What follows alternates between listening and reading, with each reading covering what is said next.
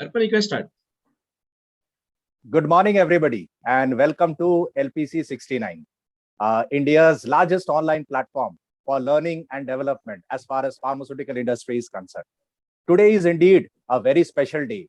It's the 75th year of our independence. But on this day, we need to keep few things in mind, because let us not forget that somewhere in interior India, women are still fighting for their freedom, liberty, and justice. What makes them indeed very special is that they are not only fighting for themselves, but also for their family as well as the society. And that is why we must pay respect to the unconditional contribution women have made, from raising children to maintaining households, from working in offices to looking after their family. Our youth, who are the pillars of the Indian society, the harbingers of hope and courage, the leaders of tomorrow, can help the country in its fight for equal rights in multiple ways. So passing on the wisdom that they have when it comes to justice and equality will help the country in not only being fair, but also in being prosperous and progressive. The current generation focuses more on the people and their worth, and this is something that the older generation could learn. Let us become a chain reaction and start a ripple effect until we have achieved what we had set out to do. Jai Hind. So that's about the 75th Independence Day on LPC 69.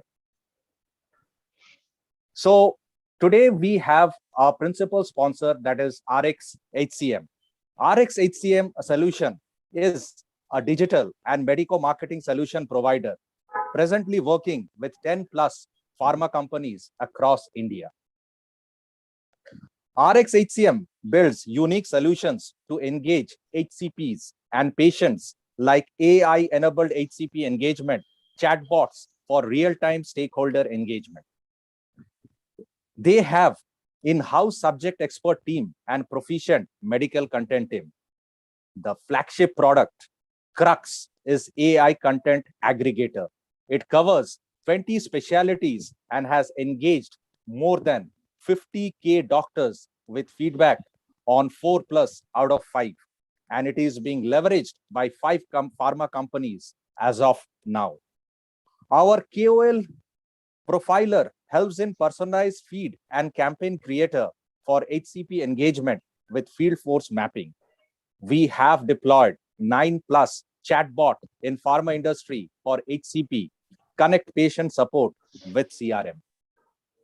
RX HCM is also working with US-based IT companies for assure patient footfall model for clinicians and KOL profiling, mapping in path to RX model. So we thank Mr. Kuldeep ji, who has been kind enough to sponsor this session on 15th of August. Thank you so much, RX HCM. I now hand it over to Raman sir for the next part of this session. Over to you, Raman sir.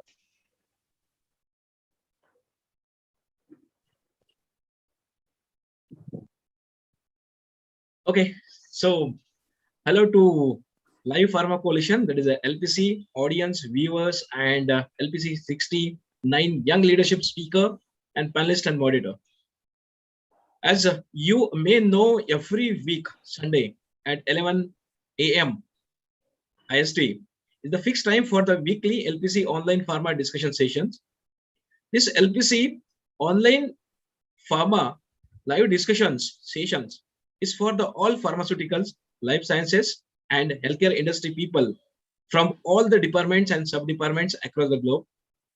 Also, LPC has started its commercial arm, that is the LPC Mentor Program, for the LPC registered member, to have a customized learning and sharing platform every month, third Sunday at 5 p.m. IST. So last month, we had the first LPC Mentor Program 1 at the 5 p.m. IST. Kindly do the registrations and be a part to fulfill the need of the customized learning on skill required in the pharmaceutical, life science, and the healthcare industry. Second LPC, that is a program, will be on this month, 4th Sunday, 22nd August 2021 at the 5 p.m. IST. Before we start today's the LPC 69 Young Leadership session, I would like to share past, current, and the future plan of LPC, as well as current number of LPC along with the aim, subject, mission, vision of the pharmaceutical.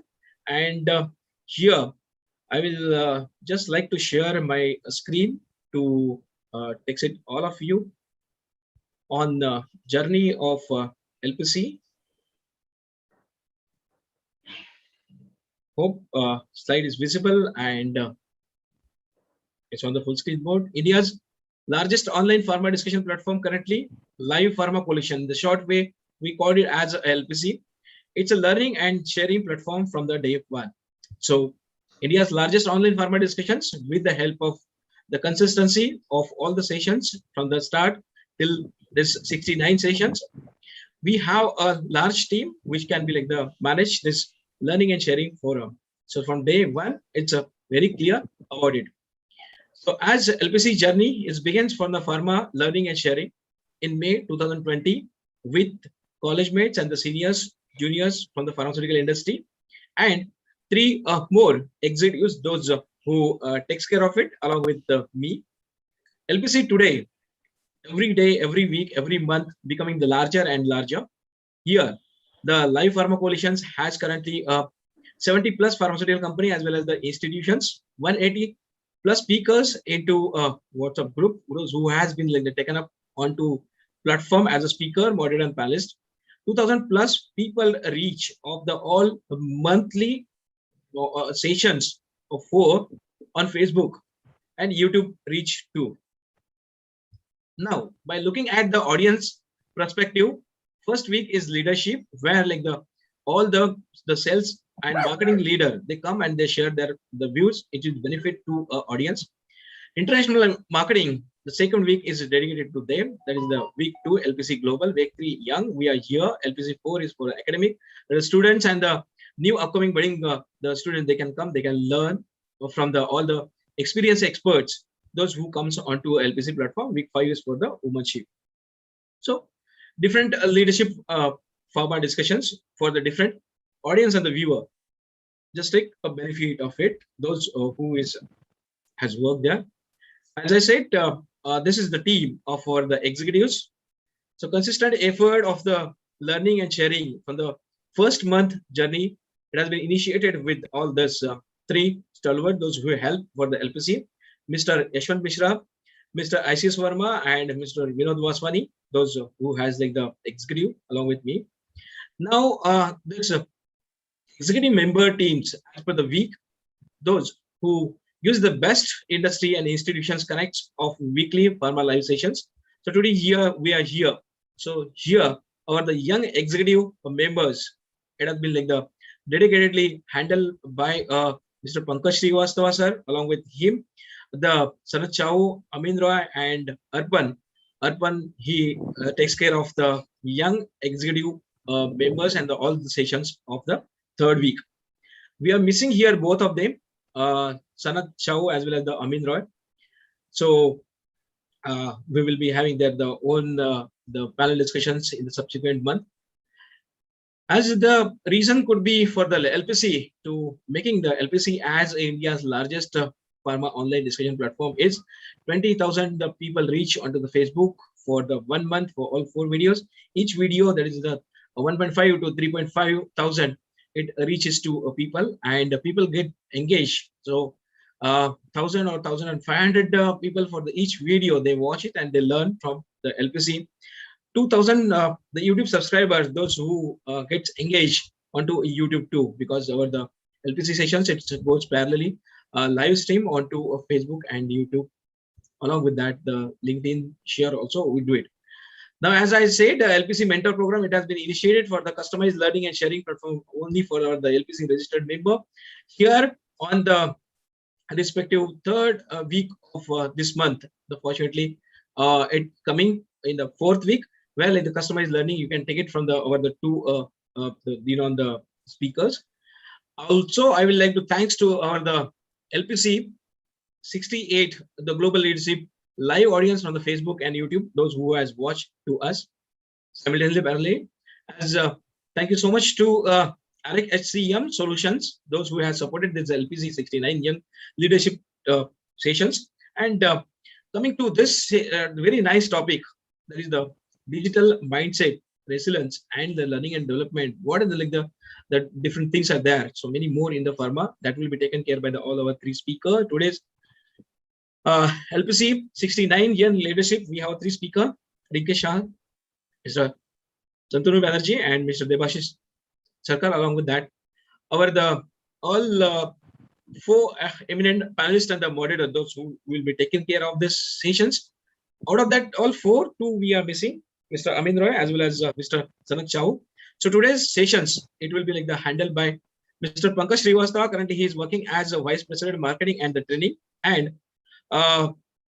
with a Biotexius and the founder of the WWTC. So it's secret, so he will tell you the full form of it. Along with him, there is Arpan Paul, those who is a storyteller, as well as he is a core LPC executive member. Those who will carry forward this LPC-69 Young Leadership the sessions. And very nice topic. There is all three speakers, they will take it sides. So from this, my side, over to you, Pankaj sir, as well as the Arpan. Pankaj sir, take it ahead.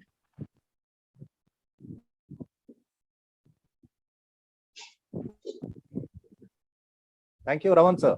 I'll take the session ahead. So on LPC-69, on this very special day on 15th of August, we have got three wonderful speakers to deliver their session to us.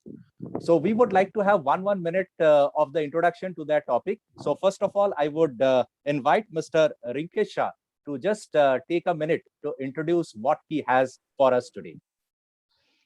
Good morning, everyone. Thanks, Pankaj, and thanks everyone for joining here.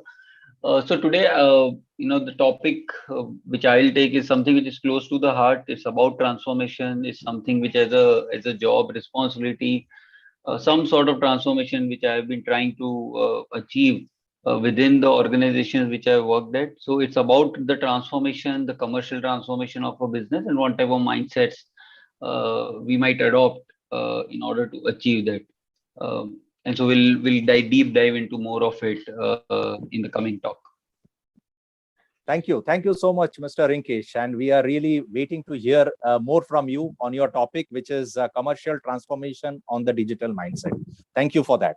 Second in line, we have Mr. Shanturu Banerjee, who is GM Sales and Marketing, Samarth Life Sciences. So I would request Mr. Shanturu Banerjee to take a minute to introduce all of us to what he has to deliver today. Over to you, Mr. Shanturu.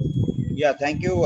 First of all, Arpan, it's a great experience rather to appear here virtually and being invited by LPC, because I came to know that LPC is one of the largest of its kind, and probably this is the right day maybe, because the kind of topic I have and the kind of atmosphere we all are in. So I think this is probably the very right day I would be here in front of all of you. And as I said, it's a great experience to be part with LPC, and I'm sure that it would do much better in days to come. So this is all about, I think. Thank you so much, Mr. Shantanu Banerjee, and we are looking forward to learning a lot from your session on resilience.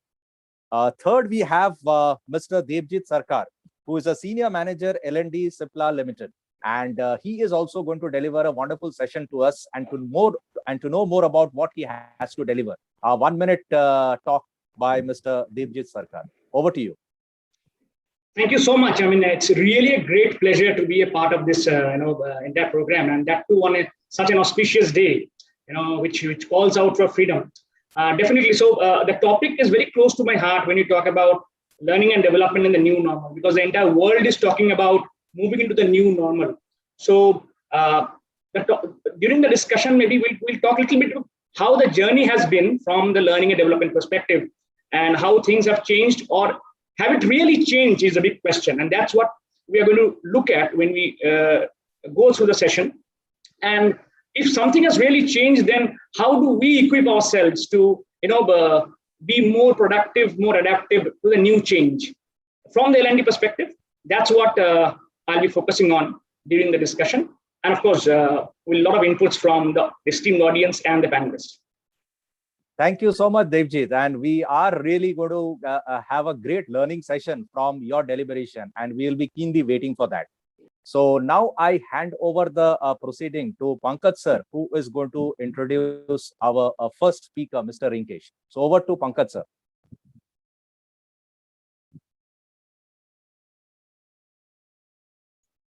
Yeah, unmute yourself.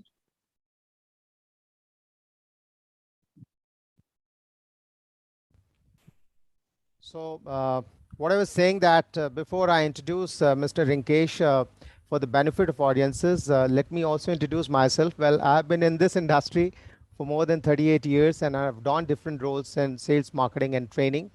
And currently, of course, I'm working in Biotex's Pharma, and I'm also the founder of Winning Ways Training Consultancy.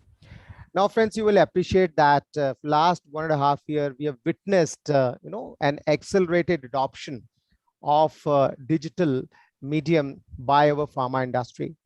And as you will also appreciate that, with changing times, we need to think in a very nimble footed manner and act swifter for any commercial transformation, whether it's a small or large. Now, to accomplish this, we have, the first thing which is very important is there has to be a change and perceptible change in the mindset. Now, to discuss all these aspects and to understand the various intricacies, of this, we have with us today a very, distinguished speaker in Mr. Rinkesh Shah, who will talk on commercial transformation, digital mindset. Well, for the benefit of all the viewers, Mr. Rinkesh Shah is the head digital transformation with Mankind Pharma, and he is health tech startup advisor. So all those people who want to take some advice, he's the right person. Digital marketing strategist in pharma, founder of first student crowdfunding platform in India. And this is something which I really liked about him. He's passionate professional by work and entrepreneur by heart. So let's put our hands together and welcome Mr. Rinkesh. We are really excited, Rinkesh, to learn as to what is this change in the digital mindset. So over to you. I hope I'm audible. Yes, you are very much. Thanks, Pankaj sir, for those kind words. And good morning, everyone. Again, and happy Independence Day. I think it's a great day to kind of connect with more number of members within the community which we are in. And it's all, I always cherish such opportunities because the more typically the more you talk, more clearer head gets. So more than me imparting something, it's more like a learning journey for myself when I do such sessions. And hope I impart something of value to the audience, and I hope I learn in that process as well. So great.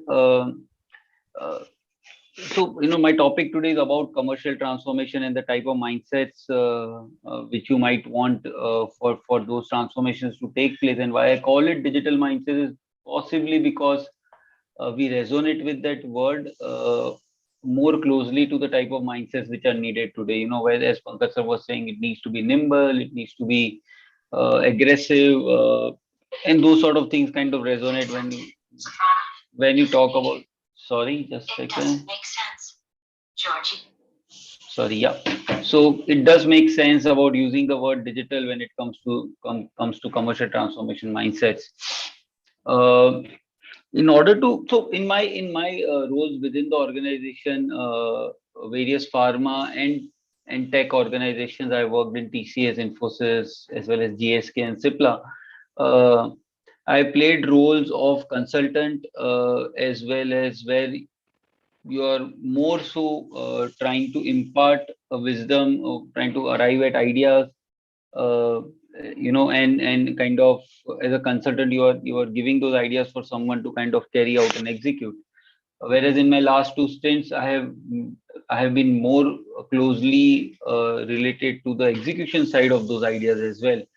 And thus kind of understand the type of mindsets required to one, identify those new opportunity areas, to to even execute it. But before we do that, I think one important thing for us is to realize that is there really a transformation needed? I heard someone like a Sadhguru saying in one of his sessions saying that don't try and disturb a system which is working well unless you are pretty much sure that the new system is going to work. Right. So, first thing for us to learn is that don't try and do transformation, just for the sake of it. Be very clear that it is really required on what you are trying to do and trying to achieve. Yeah, so first let's talk about the industry a bit and what is the type of transformation which the industry is going through. And I might not have ideas right now on this session on where are the opportunity areas. It's for any one of us and all of us to find out. But possibly if there is an idea which is coming up, what type of mindsets which you'll need to have to kind of carry forward those ideas and see the light of the day. Right, as an industry, I think this is a McKinsey report. What you see on the left, we are saying that the driving growth for major brands today is transitioning to newer therapies and to newer audiences when it comes to doctors. So most of the companies are trying to go lower down the pyramid, GPCPs today, because that's where the growth opportunities kind of seems to be for the organization. Might be right, might be wrong, but that's where the industry is moving. Also, metro saturation has been very high for obvious reasons. We have seen that over past couple of years now, and that's the reason where tier 1 towns or maybe tier 2 towns seems to be a larger opportunity areas for many organizations. It's easier said than done when we talk about tier 1 and tier 2. We look at the large population size, we look at the large unserved market size, lesser competition. But as an organization, we need to really kind of adopt to those situations. Something as simple as pricing is very difficult for a company to change. And thus this tier 1, tier 2 towns at times is not an opportunity, right, for the organization at that brand for that pricing. So thus, if that's an opportunity area to tap on, we need to really kind of backtrack and look at how we can really transform everything within the organization to leverage that opportunity. While we're talking about transformation, we need to talk about various stakeholders which are impacting the system, right? And I'm going to talk about a couple of them.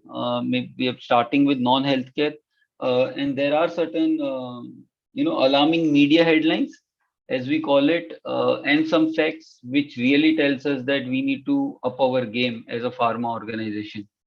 You see this kind of posters now very often, within the industry. Google, kind of coming up and saying that it is now a pharmaceutical company. Amazon enters the healthcare sector. That there's a disruption coming towards. Amazon tomorrow, if the whole e-medicine delivery or patient adherence model works, they can easily buy out the entire distribution system and kind of lead the market on its own terms. It's important for us to then realize that how we kind of acknowledge this distribution environments which will come in. This is an important one. Pharma typically is known to be a largest R&D spender over past couple of decades. But if you see, that is quickly changing now. Technology industry, Amazon was the largest R&D spender over a past decade or so. You see all the tech giants in the top 5 name. And that's surprising. Are we really innovating, or we have kind of outsourced our innovation to third-party labs or whatever other companies, and the tech giants are innovating by spending on R&D in-house. Patients, this is a very interesting one.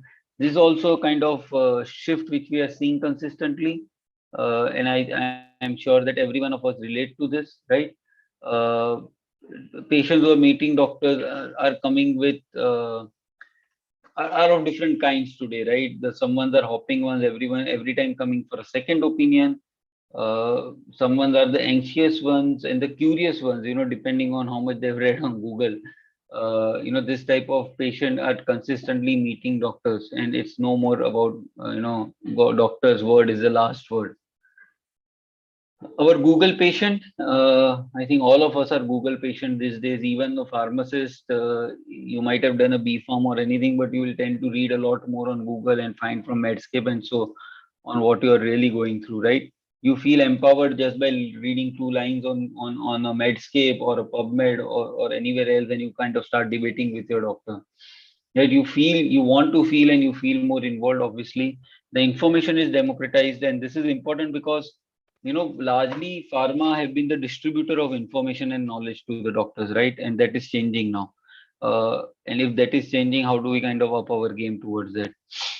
And yes, we are misled and confused because we are reading so much, and there are 2 different opinions on 2 different articles, and you don't know how to make sense of it. For a doctor, I think it's a big transformation journey. We need to understand his psyche, right? This guy is kind of educating himself for 30 or 35 years out of his life. And, with the type of transformation the industry is going to, he knows that he has to learn another 30, 35 years just to kind of adapt to the change. I feel sorry for him, and possibly it's a place where we can do the biggest impact as well. I think I did not go onto this much at length, but we all know that doctors today are using one or the other social media and WhatsApp for professional purposes as well. And not only, I'm not saying that this is only for their regular consumption, but even for professional consumption, they use the social media sites. I know of large WhatsApp groups and large Facebook lives which doctors attend to listen to, to listen to certain lectures, to look at surgical videos and things like that. So for professional purposes, these sites are getting access to by doctors. This is myriad of activities which a doctor has to kind of adapt to. Or patients are searching online, so he has to kind of be up there when a patient is searching for him. Something like a Google My Business is something which he will need to up his game at. Right, no more a Practo or a Librate, which he kind of depended on 5 years back for patients to search him, holds true today. Google has changed the kind of algorithm, and Google My Business today pops up more in search. So now again, he has to kind of adapt to that situation. Last 1.5 years, all the naysayer doctors had to adapt to even telemedicine. And we have seen a big surge of it. Whenever a COVID wave comes, we see the surge of it. All his referral money, believe you me, is getting discounted by patients getting access to, online ordering of lab tests as well. Right? These are all cuts in his business, which he kind of sees on a day-to-day basis. Is government really doing something? And I must say that, the type of vision the government is having today, we did not see that type of vision, I think, a couple of years back. They are wanting to be, proactive in this changing ecosystem, and even want to kind of be the drivers of the change, basis the type of policies which they are coming forward with. This is published data by government on 12th of August. Okay, and there are 2 things which I would really want you to look at in this data. One is this one on the left bottom, where we are saying that we are the largest mobile data consumer, right? So it's not only about number of users, the consumption is very high. 8 billion GB per month is being consumed in India, and a large chunk of this is going to Instagram Reels and TikToks of the world, but a large chunk of this is also going towards healthcare information, online ordering of medicines, telemedicine and whatnot. Right. The other one is on the right bottom, and I think government is seeing this as a win. But on the COVID and the Arogya Setu, but one important number which is coming out is 30 lakh consultations have happened on eSanjeevani OPD app, which was launched by government. And that is very interesting because the focus area over here was not metro towns, but the other towns within the country.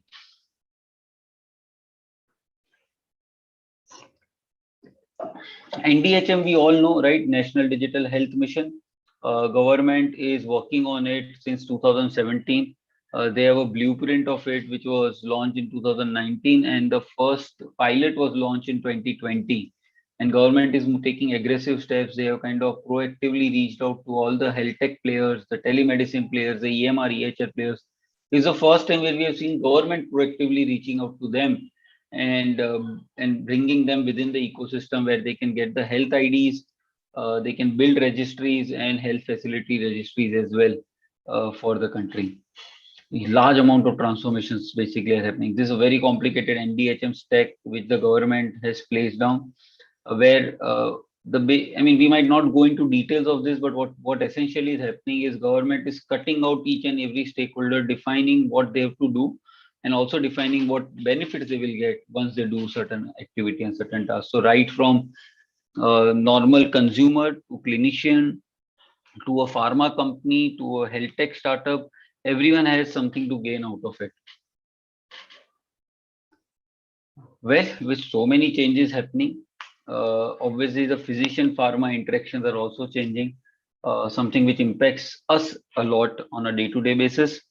And what you see on the right side is a McKinsey report on saying that by 2020, how many more representatives we have added, right?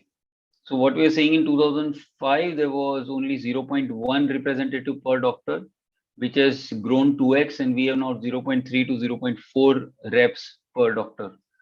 That's a huge implosion of the number of reps which are coming in. Can we really keep growing in this same old way? Can the industry keep growing in the same old way? Might happen, might not. I doubt it will happen in the same way. It has to happen in a different way. Right? Why it has to happen in a different way? Because attention spans are really reducing, right? A doctor doesn't have an attention span. In fact, we don't have an attention span, right? Today, more than 5 seconds. A doctor is much lesser than that, and he's crowded with the number of reps, with some 10,000 articles being published in various scientific journals. He's crowded with information. Access is thus becoming challenging, for the among the doctors. And information overload is definitely increasing, right? This is the changing world which we are in. But we continue to do the marketing in the same old ways, right? We are still spending 80% globally. 80% of marketing spend is on medical rep detailing, and your calls are 30 seconds, 60 seconds, maybe 2 minutes. And 60% of the doctors don't prefer just face-to-face communication.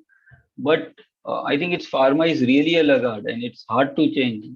We don't see this 80% going down to 50% in future, right? We don't see even this 80% being well spent. I mean, we are not, we are taking some baby steps, obviously, but it's not like that we have completely digitized the way of working of our pharma rep. The moment a COVID lockdown increases, opens up, the first comment is that, okay, are my reps again going and meeting the doctors, right? We are still not ready to kind of curtail back and saying that, maybe 60-second calls is all that I'm going to get. Can I make it more effective? Okay. So we as an industry are still not ready to accept the reality. So with so much happening in the industry, how do we adapt to these changes? And I think this is important for all young leaders and all young kind of folks coming in also, that whatever mindset you will have, because if you want to become the catalyst of the change, you will need to adapt to that. You will need to convince the leaders, and you will need to get those investments to make those changes, right? And thus this mindsets become very important, right? So before I go into mindsets, I think as a framework, we need to understand that we need to move from company focus to customer focus, right? So your KPIs cannot be still saying that, how many calls I'm doing a day, right? I mean, you have to move from there to saying that how many effective calls I have done in a day, and figure out a way to define those effective efficiencies and effectiveness. Really, you need to move from being company focused to customer focused, and do not look at one-off campaigns and one-off emails and one-off SMSs or one marketing message as the goal. Look at a long-term play on how do you build consistent engagement with our customers, patients, and so look at it from more of a long-term impact, because data clearly will tell you that consistency will drive you more results than a simple smart messaging line. Few 5 principles which I want to kind of lay down quickly for all of us. First one, don't just be present when you want to be present, right? Gone are the days when we say that we are open from so and so time to so and so time. You will have to figure out a way to be on demand for your customers. The doctor is not wanting to meet you during his clinic hours, right? He is really wanting to meet you when he's traveling. Can you do that? It's a thing for us to understand. An hour, half an hour he spends on traveling. He's okay to meet Pharma at that point in time. But are we ready to meet him at that point in time? Can we really solve that puzzle? So we have to be open 24 hours for the doctors, for the patients. We have to figure out how. Our data is really in silos, right? We have been meeting customers for decades now. We might not even know his mobile number. We might not even know which brands he prescribe. We might not even know his birth date, for that matter, right? A Google, a Facebook has been meeting us for last 10 years, but he knows everything about us. And we have a person on ground, but we don't know enough about the doctor, not even basic demographics, right? If it's there, it's lying with some brand manager somewhere. It's not in our data lake. So you have to move from data silos to data lakes and make sense of those data. Leverage that data for insights and align to our customer needs. You have to stop being a brand owner. And this is important, right? I think let this sink in. We need to be value owners. We are not here selling a brand anymore, because we are largely a generic market. We are a Me Too player market. Can we own the patient outcomes? And I think more and more insurance trends which we are seeing, insurance is going to be in future, at least in US and UK, we have seen this tests happening where insurance is being released, the payments are being released not on the amount of or the value of the brands which have been consumed by a patient, but the outcomes which those molecules have brought, which those brands have brought. So we really need to be owners of the value which we are delivering to the patient and not of a brand in itself. Can someone drive this change is another question. We have a very reactive channel selection. I think it's based on budgets, is based on resources which we have, rather than saying that a customer likes to kind of reach out to us on this channel. So I mean, it's funny at times when we say that, did you do 10 calls a day? And 10 calls a day typically means inside the clinic, but a customer really wants you to meet on a WhatsApp, right? So you really need to shift this mindset to be of more strategic channel selection rather than reactive channel selection. Lastly, I think medical needs to kind of become a strategic partner with us. We still see medical as a support function and not as a strategic partner. And I think the sooner we kind of make them a strategic partner, sooner you will try to really give meaning to this line which says content is king, right? We don't give any meaning to it till the time we keep medical as a support in our mind and don't make them a strategic partner. Lastly, I think all function needs to work together to drive the big transformation which we will want to happen within the organization and to reach out to multiple customers which we have at our play. Thank you so much, guys. Thanks for listening out to me. It's been great. Thank you, Rinkesh Shah, for such a lucid presentation. And what I really liked in your presentation that see, you as a speaker, you have got a very broad perspective. You have worked with the IT companies. You are working right now in the pharmaceutical industry. So you, from a distance, you can see actually which is the thing which can really merge. And of course, some of the key take-home messages, what you have shared here are one, that the new growths, they are emerging from new therapies. And you have highlighted that tier 2 and tier 3 markets, they are going to play a very dominant role. And of course, you have highlighted the role of the big technology companies along with the pharma companies. And you also touched upon a very interesting aspect of various patient types, right? Curious, onlooker. I can also add that there is a chalta hai attitude type of patients also, especially the females, right? So I mean, and what impact it's going to also have, the way doctors are treating these patients, and of course the digital adoption, what you've talked about as far as doctors are concerned, that doctors also using the various social media, and that way the way they are interacting with the patients is also undergoing change. I mean, that is what people should recognize. And of course, what is the government policies, what are the various proactive policies which the governments they are going to have, which will be actually suitable for the implementation of this digital mindset. And of course, you have culminated your talk by giving 5 pointers, right? First thing was that you have to meet doctors at their opportune time. And I must say that when I was working, there were calls in Andhra Pradesh, in some of the interiors, where doctors, they used to meet us at 12 o'clock and 1 o'clock in the morning, right? So the point is that ultimately you have to find out where doctors are more receptive, right, to meet. And of course, data has to be used in a very strategic manner, right? And of course, we are responsible for the patient outcomes, ultimately, whatever interventions you're going to have.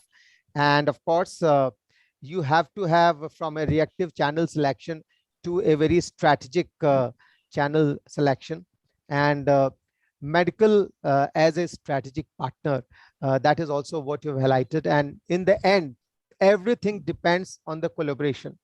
So, I mean, there's no point in working in silos. If you really want to be successful, all the aspects, be it market research, be it your medical, be it your marketing, all of them, they must collate themselves. They must work in collaboration, in sync, and then only the type of transformation what we are trying to have will happen. So thank you, Rinkesh, for such a lucid presentation.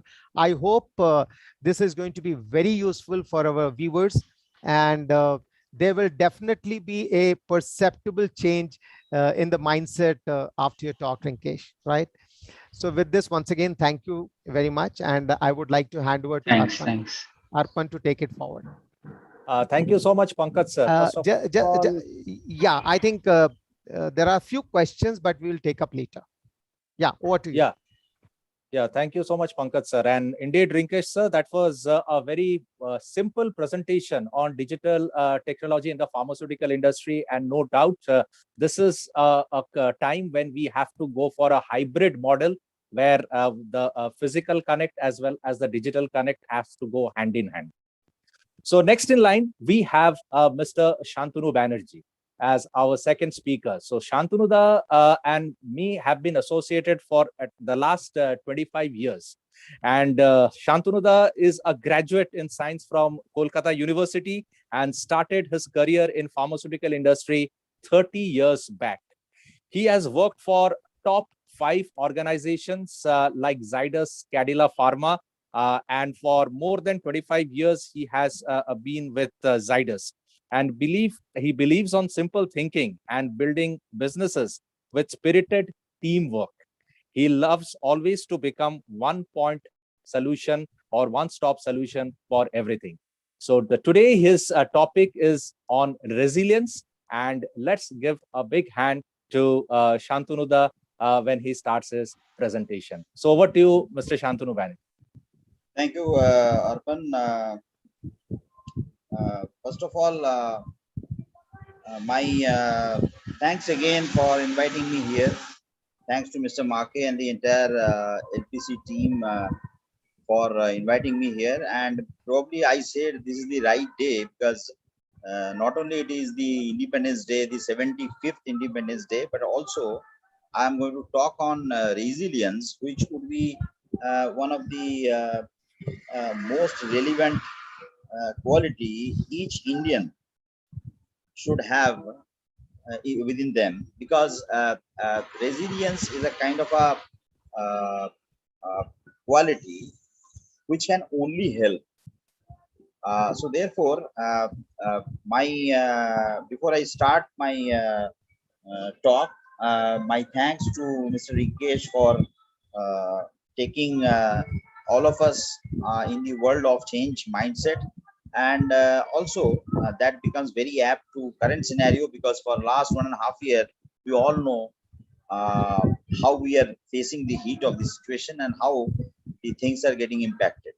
And probably that is one reason I decided that I should talk on something which would boost our energy, and also not very technical but very basics, which would actually there in everybody, or may not be there, but then people can develop that.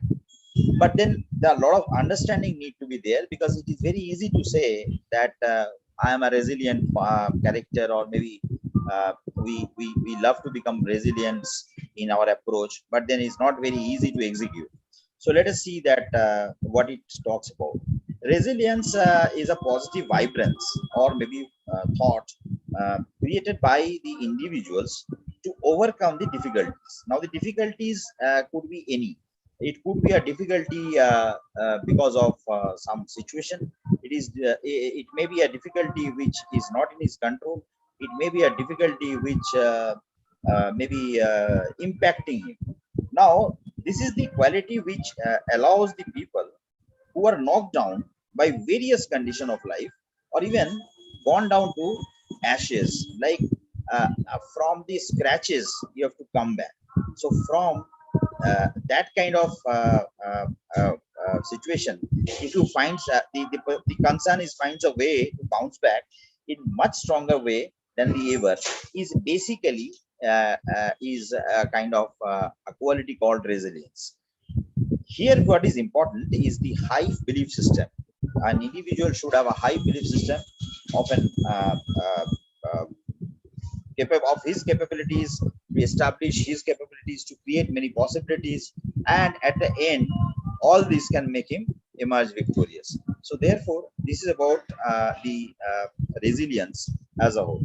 Now let us understand what it is. Is it a character, or a behavior, or maybe a nature, habits, or maybe it is a confidence, or a process? Obviously process, every thing you want to execute in a structured way need to follow a process. So there is some understanding that yes, there could be a possibility of process. But then is it nature, habit, behavior, character? What it is, let us see. Now see, resilience is actually a behavior. Now if you look at the many resilient character, we would see that we have a lot of examples, like a great leader like Amitabh Bachchan. Along back, he had founded ABCL. That was a company, mainly in, it was a production house. He was not doing well and became bankrupt there. From there, the scratches in many of the platform, he made a mention of that. Even Dhirubai want to help him in those days, but he didn't take the help. He bounced back, and now we all know where he is. We know in examples in sports, we know Saurav Ganguly, Mahendra Amarnath, how many times they dropped from uh, dropped by the selector from the team. But then it is the performance, or through many other things, they could able to make a comeback. So basically it is actually a behavior which is situational, because once you are impacted with a kind of a situation by which you are not in a right shape, or not in a position to get your things at place, there this behavior comes up.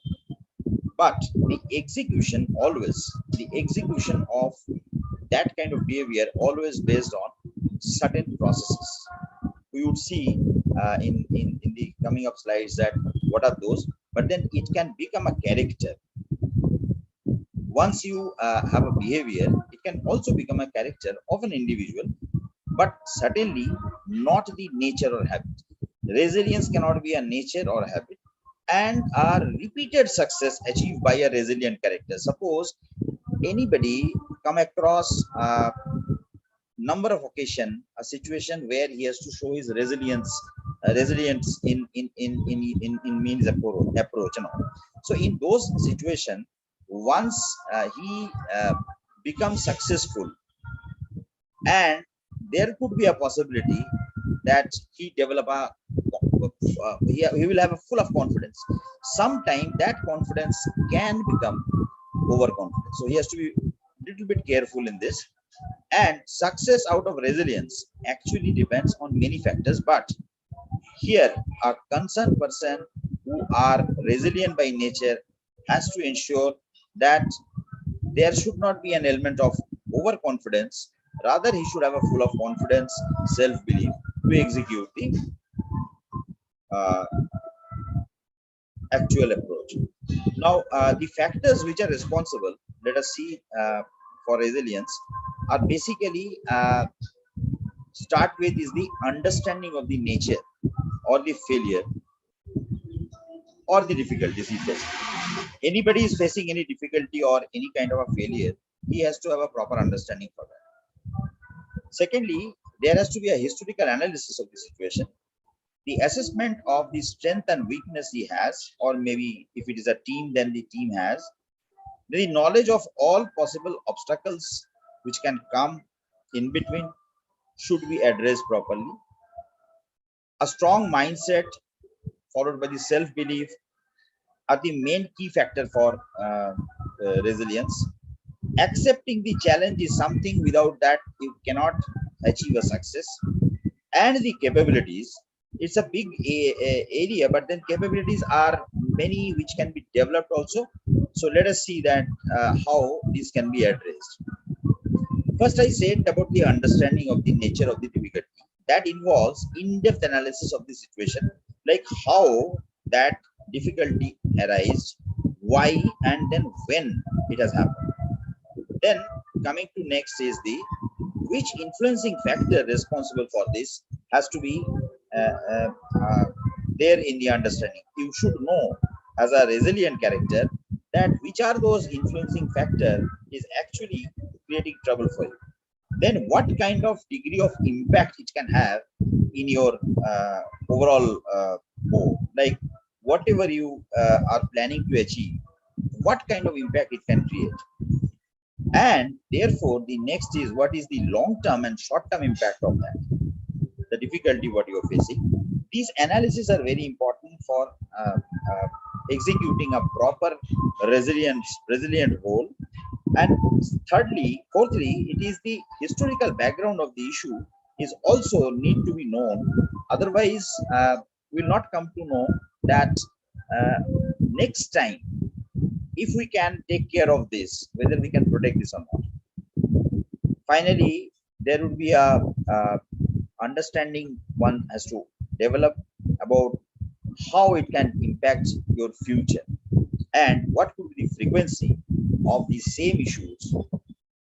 So therefore, if we know the future occurrence and the frequency, then we can take care of that. Going next is the historical analysis that depends on the experience of a person. Now here it is very important for for a person to understand that if I am not experienced, if I am 1-year-old guy, 2-year-old guy in terms of my professional experience or maybe at personal level, because resilient character can be there at everywhere. So if my experience is less, then I must ensure that I should be uh, uh, triggering the feedback process. Like I should be taking the feedback from all experienced people so that I can enrich my understanding. I can enrich my quality of analysis. Then here I should involve the expert opinion. The people who are expert on those, I should be taking their opinion. It is not that I'll be deciding on that. I should be taking the suggestion. Decision could follow later on. My interest level on studying the facts is very important here. Like if I really going inside or doing the deep dive on the historical analysis, my interest level studying the history is very important. And what is not ignorable is the mindset. Unless I am having the open mindset, it is very difficult to do all this. So therefore, I have to be having the very open mindset. Overall, the knowledge on impact created as per the available history, and which is nothing but a homework, is going to help you in terms of having the much better foundation in terms of your resilience approach. Going next is the assessing the strength and weakness. Now, for everything, unless you assess your strength and the weaknesses, I don't think that we are actually there in the game. So therefore, the strength and weakness assessment is very important, as it tells you how to play the game. Because if I know my strength, I'll be playing on my strength. If I know my weakness, I'll be trying to weaken my weaknesses. Going next is the planning. My planning should be based on my strength. I should not think about how the opposition could be. My planning should be based on the strength, my strength, and that understanding has to be very clear. The understanding on my weakness, one has to keep, or rather I would say, weakness is one area where I have to be very careful, because somebody can rather create further difficulties for me. So I should be ready with my plan B, plan C always to cover up my weaknesses, but I'll be playing on my strength. Thereon, the plan against all possible setback and the counter bounce back of differential magnitude would on with various options should be at place. All this would help me to overcome the situation. And finally, it is my never die spirit, because if I give up, there is nothing left for me. If I decide on no, I am there, I can bounce back. So therefore, for that I need a never die spirit. So all these are going to help me in terms of having a proper resilience approach. As I said, the obstacles against the execution of the plan needs to be identified. There could be many obstacles comes in between.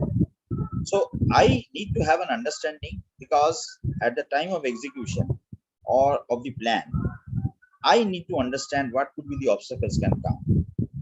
I should be in a position to create a lot of alternatives before and in time, so that I can overcome those obstacles. Coming next is the, if required, the alternative sometime can be created during the playing hours. We have seen in many of the football match, hockey match, that the coach puts the substitution during the match. See, it is not that the player who are there in the first 11, they are bad. Maybe on that day, it is not going in favor of them. So therefore, in some position, I need to bring some changes, or maybe during the game, looking at the strategy of the opposition, I need to understand that what could be the most fit in strategy. I might have to bring some improvisation there, and can bring some changes. So that kind of alternatives one has to be very open for, and this would be a great help once I am very much capable of doing that during the playing hours. All possible free radicals responsible to create obstacles should be neutralized. I need to understand which are those factors which can create problem for me. So I should be, before playing the game, I should be ensuring that those are separately, isolated way should be addressed, or maybe somehow can be taken out, so that at the time when I'll be getting into the game, those are not going to create problem for me. So these need a lot of homework, as I made a mention earlier. Finally, enough energy has to be stored to overcome the depression. Because why I made a mention of depression? Because in our country, one thing always available, very free, absolutely free, is the advice. Now, what I strongly believe, that I'm not against the advice given by the people to us, but then if it is not invited, you can get the advice, but don't take those advice. And mostly it is seen, if you take the advice, you would be mostly go in depression, and that depression would ultimately lead to a failure for you. So therefore, you should have sufficient energy within you to avoid those kind of situation, so that you can overcome your depression. Because if believe me, it is we are the most troublesome enemy for us, nobody else. So therefore, if we can take care of ourselves, mostly success is there to follow. As I said, that the mindset and the self-belief are the most important two factors. But actually, if you look at it, is we talk about somebody is capable or not capable, but it is the willpower and the capability matrix which tells you if you have both high, if your willness and the capability both high, then you need not to worry. The second category tells you about you have a high willpower but the low capability. Now here, if you have high willpower and if you have high interest level, you can develop your capabilities, because that is something which is there in you. In many of the interview, you will find people comes and tells you that we are good in communication. Now, what they understand about communication, I don't know. Is they talk about the language or maybe thought clarity. But then whatever, if they are good, please understand, it is not that by birth they got that. They have taken birth and developed that. So that means the capability can be built. The last two, where the willpower is low and the capability is high, or rather both are low, are not the actual fit category for the resilience. Unless an individual belongs to these two categories, change their willness and increase to a level of at least, if you take a particular scale of 10 at the highest level, nothing can be possible. So first two category are the category where the resilience are mostly seen, or resilient character mostly seen. So I would suggest, if I assess myself, I should first understand in which category I falls in. And if I falls in first two, then I have to identify whether I falls in the first or second. If at first, I have to maintain myself. If at second, I have to build my capability.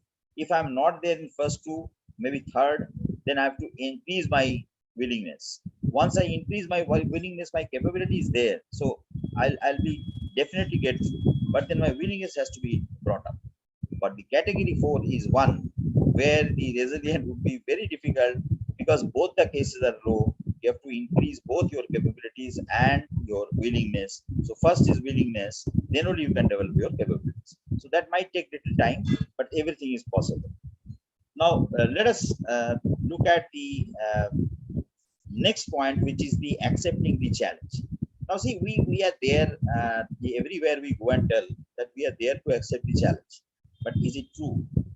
First of all, for accepting the challenge, one has to have a realistic mind.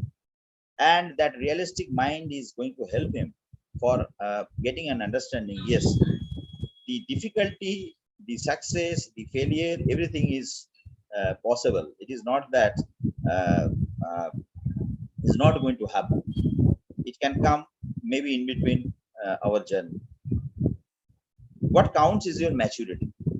But maturity is a kind of a area which you can't develop in a day.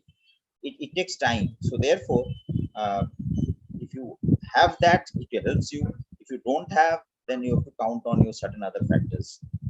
What is important to understand the threat analysis.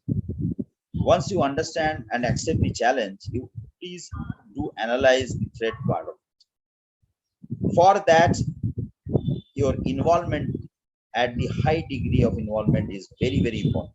Unless your involvement is there, you cannot assess threat properly. Your maturity, whether it is there or not, is not going to help you. And whether you have a realistic mind or not, is not going to make any difference. So actually, the factor which can make difference is your involvement. And overall, the thought clarity is one, which is without that, nothing is possible. You should have a capability to create your own environment. That environment is not there today. You are accepting the challenge and creating the favorable environment of success. So that kind of conversion, if somebody can do, he can be really successful as a resilient character. And therefore, lastly, it is the capability building. What I believe, depending on right kind of a forecasting, or one has to have a foresee that what is the consequences can come if the problems are not being addressed today. I should be having the ability of converting the unfavorable condition to a favorable condition, and many possibilities, positives to be created by me. So therefore, that kind of capability I should have. I should bring out a lot of alternatives in between, or maybe as a plan, as a part of my plan for having a right kind of atmosphere for bringing the success. And I must ensure during my journey, wherever I should see any kind of opportunity, I should optimize the maximum. Once I can optimize all the opportunities, I don't see that would be having any reason to fail. So therefore, I believe that the resilience, let that becomes the incandescent within all of us. So that's it. I think that is all about resilience. Uh, is again thanks to LPC for giving the opportunity for me to speak on this, and that too on the 75th Independence Day. Jai Hind. Thank you so much, Shantanu. Can you stop screen sharing? Pardon? Can you stop the screen share? Yeah, I'll just do that. Yeah. So that was an excellent session on resilience. And in fact, it is resilience which moves us forward. Just a few days back, in fact, we witnessed Neeraj Chopra winning the gold medal in javelin. And it was sheer resilience that this young man had that basically fetched gold, first gold in athletics for our country. So what Mr. Shanturu Banerjee said is very true. Like, positive thoughts created by individuals to overcome difficulty is resilience. In fact, a quality which allows people who have been knocked down to once again come back stronger. In fact, I am reminded of the proverbial phoenix, which basically rose from the ashes to once again conquer the world. So indeed, that is what resilience is all about. You have given examples of Mr. Amitabh Bachchan. Yes, he went through a real bad patch. And when Mr. Ambani had given him an offer, he very politely turned it down and then came back very strong. And today we know what Mr. Amitabh Bachchan is. You also gave examples of Saurav Ganguly, the Prince of Kolkata, and Mahinder Amarnath. Well, I can relate an incident of Saurav Ganguly, which he spoke during an interview, that in 1996, when he had gone to England for his debut in test matches, he had a chance to speak with the master, Desmond Haynes, the great West Indian opener. And when he asked Desmond Haynes for some tips, Desmond said that, well, Saurav, I have not seen you play, nor do I know much about you. But I'll tell you one thing. Whatever you feel before you put on your pads and go out to bat is exactly going to happen to you. If you feel that you are going to get out at zero, and that's exactly what's going to happen to you. But if you feel that tomorrow I'm going to score a century, yes, you will be doing that. And that is exactly what resilience is all about. Now, about the factors for success, which you said about resilience, there are understanding the nature of the failures, the historic analysis of situation, and of course, the impact in the future. And taking expert opinion is a one way forward, because there are many things which we are good at, but many which we are not so good at. So an expert opinion will definitely give us that cushion so that the chances of success is more and failures can be made negligible. Well, we need to have a plan B and plan C ready, but we must always play to our strengths, because it is always said that you can strengthen your strengths and you can only weaken your weaknesses, but weaknesses cannot be converted into strengths. So we always need to have a plan B and plan C ready in hand. And most importantly, it's about a story on how resilience and persuasion can bring success. And it is always said from the movie Three Idiots, which we can have it as a take home, that never run after success, instead run after excellence. And once you touch excellence, success will follow you. So something that you always said, like resilience, mindset, and self-belief. And that is exactly what success story is all about.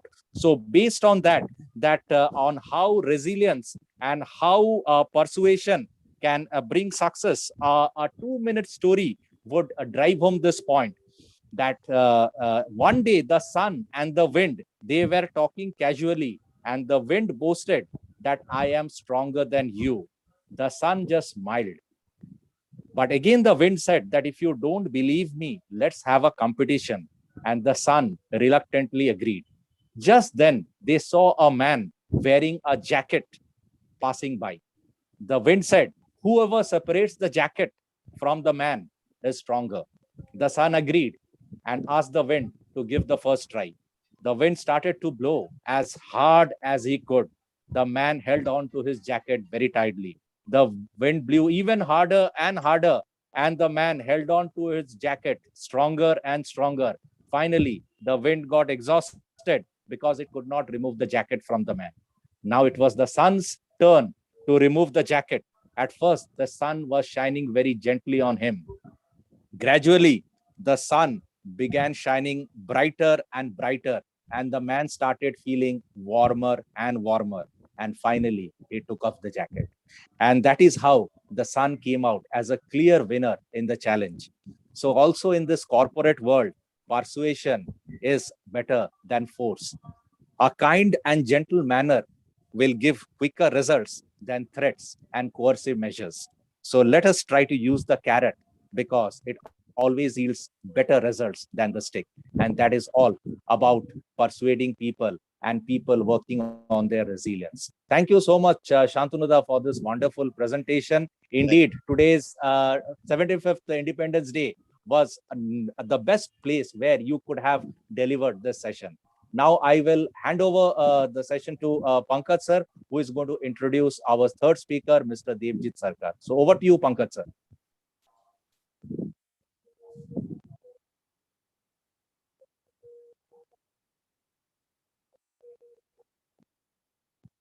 You are mute, sir. I'm so sorry. Generally, I don't unmute. So I'm saying thanks, Arpan, and thanks, Anthony ji, for the nice presentation, because resilience is something which is so important. And this is one topic which is very dear to me also, because ultimately resilience builds the character. So thanks a lot for this. And now I want to talk something about those people who are always in shadow. Because if you see all the stars, be it in sports, be it in pharma industry, or be it in any field, you will notice behind the success of these people, there are trainers. And I mean, how so big a star may be, Andre Agassi or John McEnroe or anyone, everybody has got a coach, everybody has got a trainer.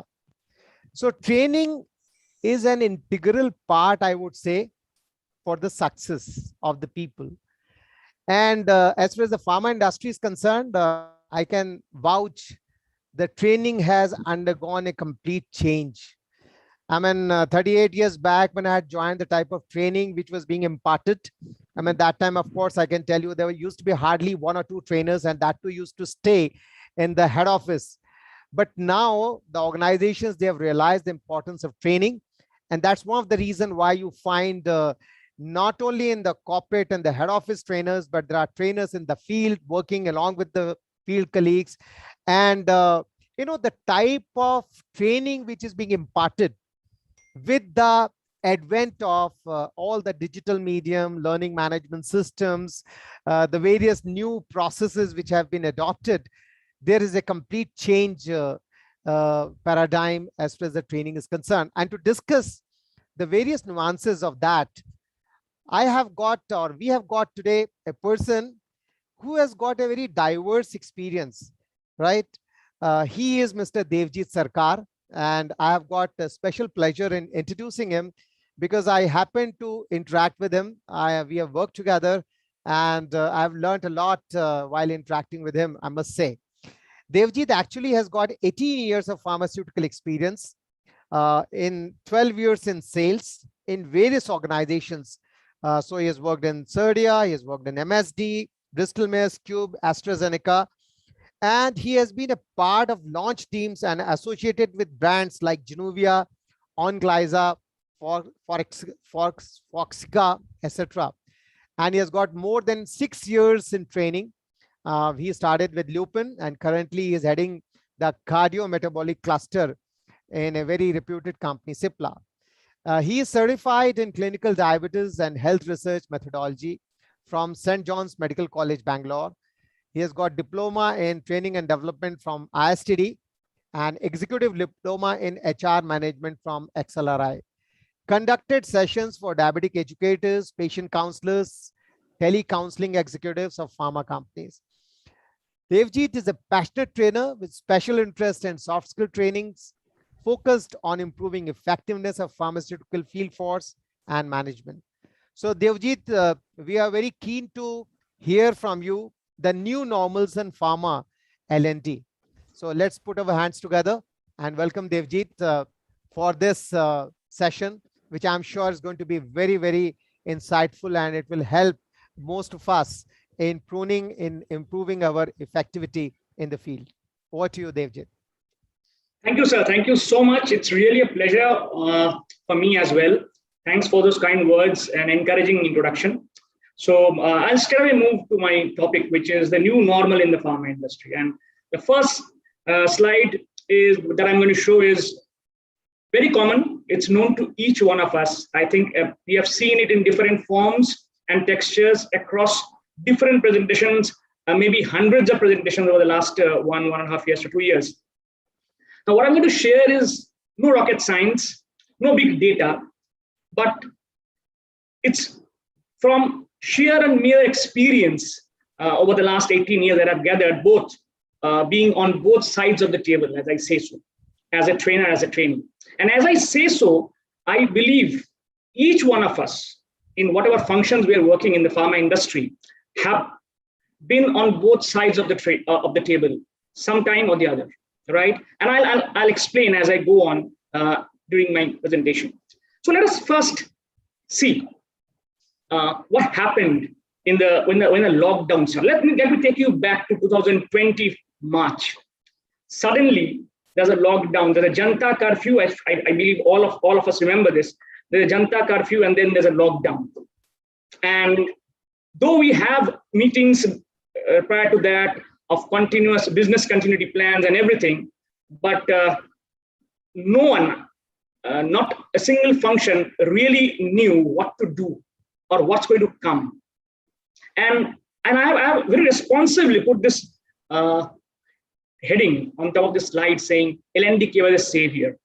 I take the words of Mr. Pankaj, as he said, that we have always been at the back, known as a support function. And I wish, as Rinkesh said a few moments earlier, a day will come when L&D will also be referred very, candidly as a strategic partner rather than a business, rather than a support function.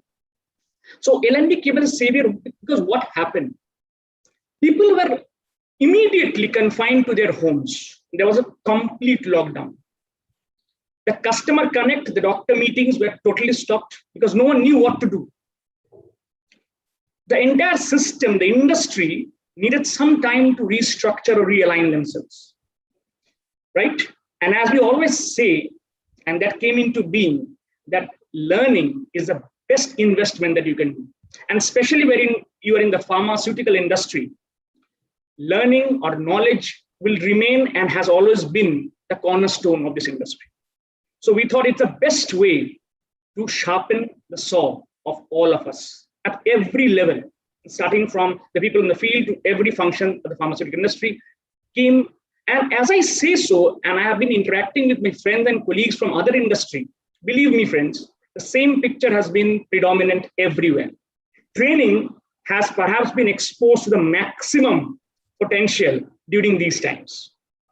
And I'm sure everywhere L&D has done justice. Now, after this, what happened? Slowly, as we got used to the new environment, what happened? It's virtual all around. It's virtual all around, and that's the new world. And also, no exceptions for the L&D. So what happened? Again, as I say so, I'm sure by now all of you have been exposed to different virtual media, virtual platforms, and digital learning platforms like the Mind Tickle, like the Shark Breaks, and so many other, the Saba, which have, which were there, but have come into use profusely. The fact is that it's not that the digital was absent, the virtual was absent, the virtual was present, but the way it was accepted has been phenomenal because, quote unquote, maybe we were pushed towards the wall. We had no other options. So I'll talk about this. So is it a change by force or is it a change by compulsion? We'll talk about that as well. But digital learning platforms have come into use, and no doubt that they have helped us in a lot of ways. They have helped us to let the system move on. When the entire world was stopped, virtual or digital has helped us to move on. And that's the biggest thing. As a very famous quote says, the show must go on. And today, without any doubt, each one of us in every sphere of life will accept that it's the virtual or the digital world which has made the show go on. So we have also, as time progressed, we have tried to replicate the physical world or the pre-COVID world in various ways, or in the best possible ways it could. The virtual interactive learning and training with so many engagement tools coming in. Breakout rooms, which helped us to get a feeling of those group discussion that we used to have, Mentimeters, Slido, Kahoot, Padlet, so on and so forth. Newer tools are coming up each and every day. And thanks to all the IT and the tech development that's happening around the world, which are trying to give us almost the same experience as that in the physical world. And I'm sure slowly, each one of us being both sides of the table, sometimes as a learner, sometimes as a presenter or a speaker, are trying to cope up with these new tools. But definitely, one thing is for sure, and I can write this in very bold letters, that distance become history with virtual and digital. The logistical challenges that were there have been minimized almost to zero. We can reach out, you can see even in this program itself, people from across the country connected, speaking to each other, and very smoothly the entire program is going around. At the same time, when you talk about the communication channels, so the multi-channel concept came into pharmaceuticals, which was predominantly a face-to-face interaction, be it with the doctor, rep, or within the organization itself. But now we have picked up telecalling, we have picked up video calling, we have picked up WhatsApp calling, and there are the immense use of WhatsApp messages now. Email mailers sending out to internal and external customers. People who never used to maybe access emails or certain digital platforms are now being compelled to use, because that is perhaps is the most predominant way to communicate with each other. And this not only applies to training, but across functions, as I say. The same tools, the same channels are being used by marketeers, by leaders to talk to their colleagues, to talk to their customers, inside and outside the organizations. Again, a known fact, but I've tried to summarize to make us understand that virtual definitely has made our lives very easy today. So what has happened? It's not that virtual is not present, as I say.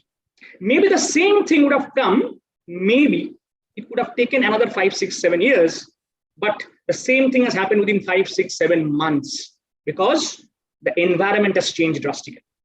And as from Charles Darwin, as we have understood, perhaps as human beings, we are the most adaptable animal on the planet.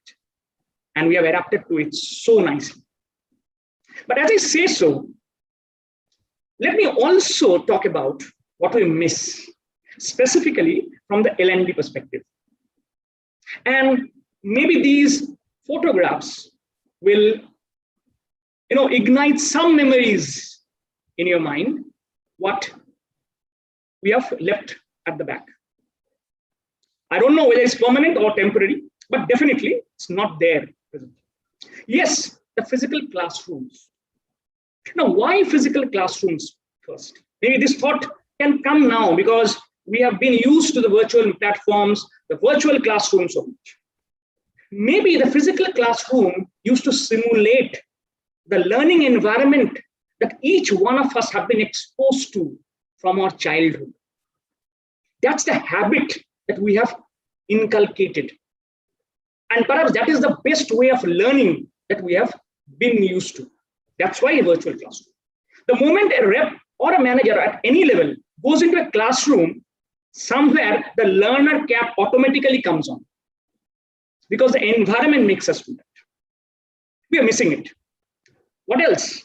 The flip charts and the markers. Well, of course, we have whiteboards now, and thanks to all the platforms like Microsoft Teams, Zoom, etc. But while you write on the whiteboard with a marker as a participant or as a presenter, sometimes those ink gets onto your fingers. And that, as a speaker, as a trainer, I can tell you, gives you a little bit of satisfaction. Okay, I've done something for me. A person who is writing as a presenter, if that ink gets onto his hand, he shows it to his peers. See, I have participated. It feels really good. What I'm trying to talk is the emotional perspective attached to all these things. Yes, a very important line. I mean, a point which I want to speak about. The trainer-trainee eye contact.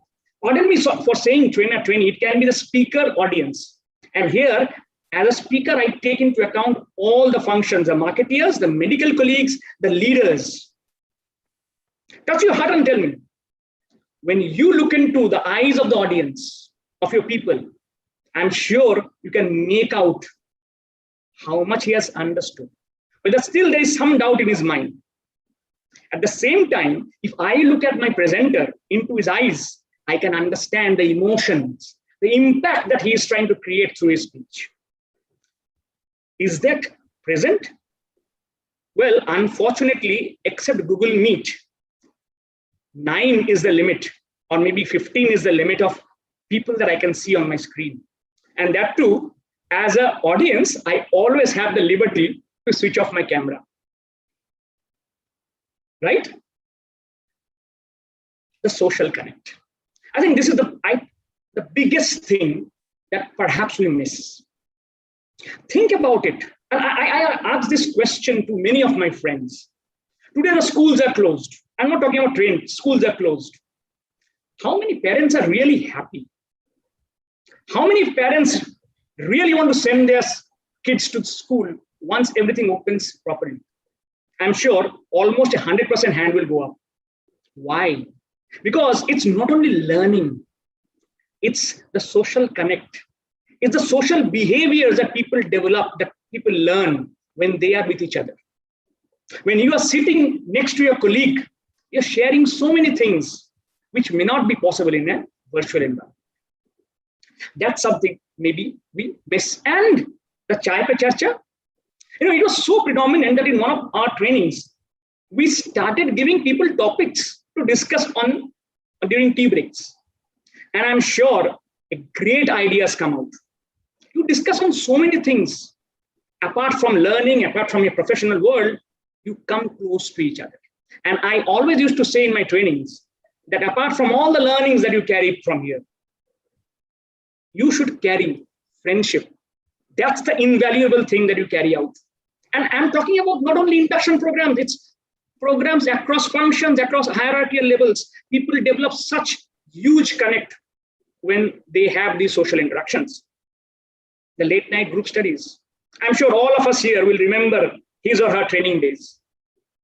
It's not about putting your heart and soul into the presentation or the charts, but it's also knowing your colleague a little deeper, knowing his emotional angle also. That's what maybe we're missing in the physical world, in the virtual world. So that's talk about the bonding days. Right? So that's what we missed in the physical world. But of course, with all due respect to the virtual world, which have helped us to let the show go on. Now, let me ask all of you, and I would definitely request for some responses. So according to you, what percentage of things in your professional work environment have changed? 10%, 20%, 30%. And when I'm saying changed, is the pre-COVID and the post-COVID. According to you, how much of it has changed? Give me a percentage. And I'll wait for maybe 4 or 5 seconds for responses. And maybe I'll ask Pankaj sir if we get some responses. How much of them have changed?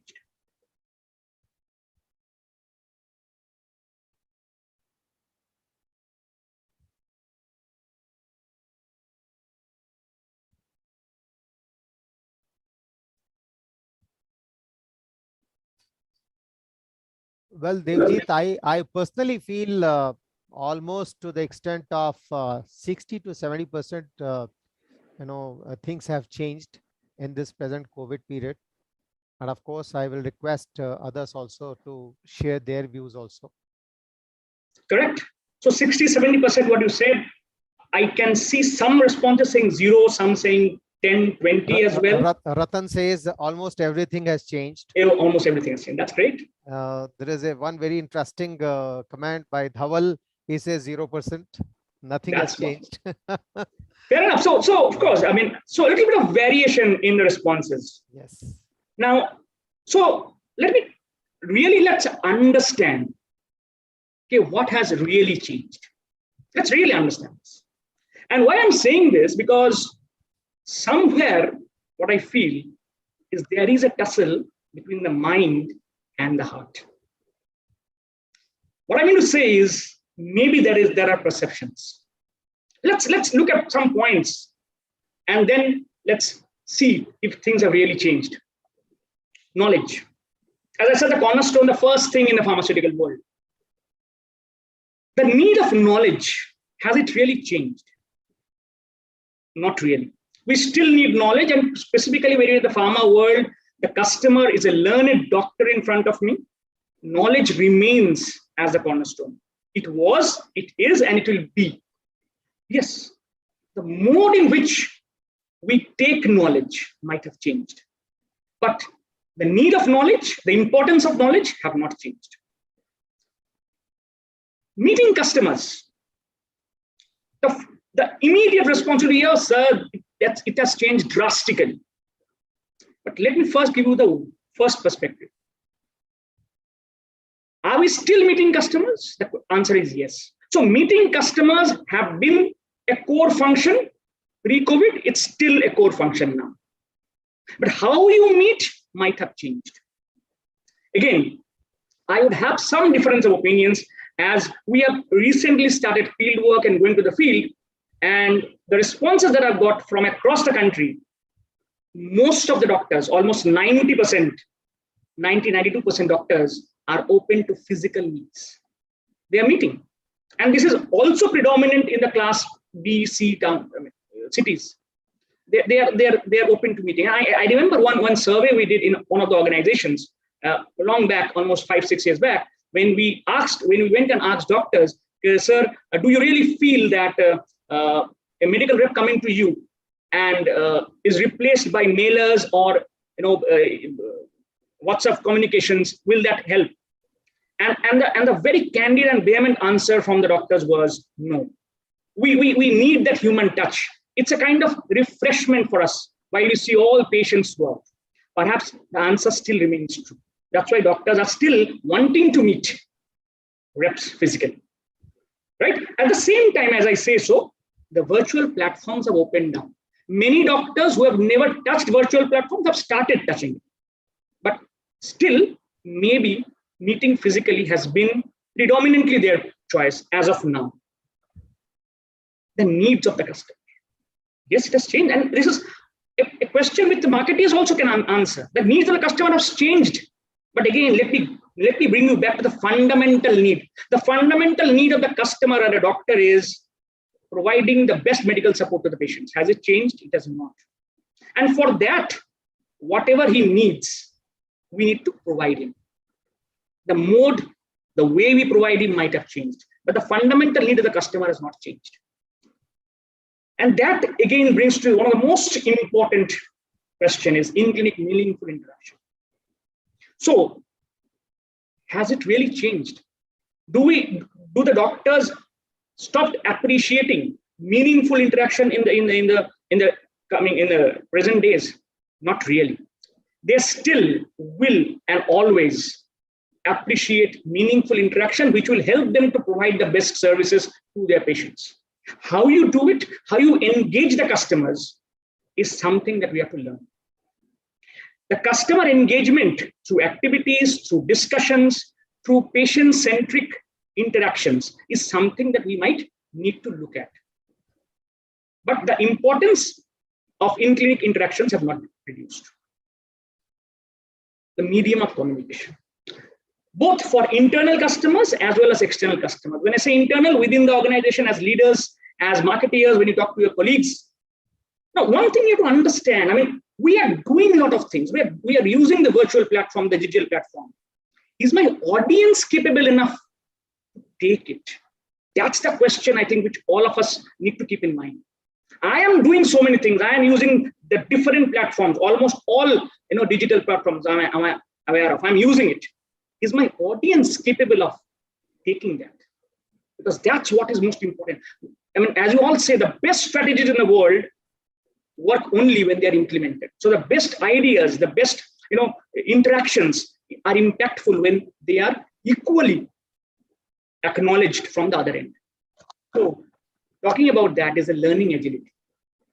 Have that changed? Now that's a question which each one of us, be it a speaker, a trainer, a marketer, a leader, or the audience, have to ask. Have we become more agile? That's the question. That is something which might need to change really.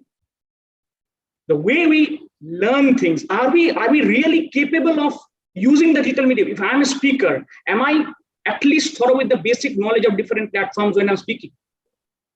Do we know the etiquettes of speaking when you're talking about how do you judge if my speech is impactful or not? That's something which you really want to look at, and that's something which might have changed. So finally, how does the future look? And that's the biggest question which everybody, including me, have in mind. But I'll present my perspective to it, and I try to give you some analogy if I may, help you to relate. So I tell you a story. Let's imagine a world, a normal world, which is, you can take it as pre-COVID, a world where people are moving around, running around, walking around, doing all their jobs. In this world, there's only one change. People never experienced rain. Let's assume people have never experienced rain. They know what sun is all about, bright suns, and they go around and doing all their work. And suddenly, one fine day, it started raining. Oh my God, everybody is puzzled what to do. This is the first time I'm seeing rain. I'll be totally destroyed. So immediately what happens? I move out and I go and get myself confined to my home. And so all my work gets halted. The world stops. And then somebody came up. It was there, but not used, but somebody came up with a great idea saying, why don't you use the umbrella? And from there starts the umbrella story. People started using umbrella. And what umbrella did? Umbrella helped people to move on even when there was rain. People might not be able to run around, move around so fast, but at least it helped people to move on, do their normal work at least. And slowly with the advent of time, people came out with different types of umbrellas. The ladies one, the big ones, the small ones, the decorative ones, and some more highly technological inventions which brought a fan inside the umbrella, some umbrella which you could fit on your head, so your mobility increased. So people got used to using umbrellas and thought that it's a great invention and we can use it more often. And slowly, there is all hope that one day the rain stops, or at least it happens in limited amount. Will people use umbrella? Definitely people will use umbrella. The umbrella will always be used, and people at that point of time will carry an umbrella whenever he goes out, because the rain can come at any time. He may not use it, but it will add to his armamentarium. Maybe some people will use it in the scorching sun as well. So the use of umbrella will increase. It will add to an armamentarium. But that doesn't mean that people will walk around without umbrella. People will walk around without umbrella and use it only when it will help them. Well, that's the umbrella story that I want to tell you. And I just hope you can relate this to the new world of virtual which has come up to us, like the umbrella, which has helped the entire environment, the entire world to move on. But at the same time, it does not ignore the facilities, the capabilities that we used to have prior to the umbrella, and equally appreciate that. Finally, to conclude, the new normal that we talk about, the phygital, of course, is what we have been talking about, which is a blend of physical and digital. Now, this has been talked about earlier as well, but now when I'm talking about the mix of digital has significantly improved. If previously it was 80 and 20 of virtual, now it is of course 50-50, or if not 60% of virtual and 40% of physical. That's what it is. And we need to understand that. Adapting to new learning modes is what I want to convey to each one of you. We need to make ourselves more adaptable to the learning modes. The problem is, I as a trainer push some digital content to you. You go through it and you get a tick mark. But are you really learning from it? That's the question you need to ask. If not, you have to start learning from it. Because that's helping you to learn on the go. So the learning agility have to increase, right? How you learn and implement. So from conscious learning, it should move on to unconscious behavior. And as trainers, as marketeers, as leaders, we need to strike the balance of strategy. So when it's impact that we want, maybe a physical is the best choice. When you're talking about reinforcement of learning, every day, every month, every quarter, maybe a virtual would be the best platform, right? And as I say this, the concluding words, in the new world, it's a shared responsibility. I have always said that learning is your own responsibility. But in the virtual world, the responsibility, have moved in from responsibility to accountability. So as a learner, it becomes my accountability also to learn from the medium, right?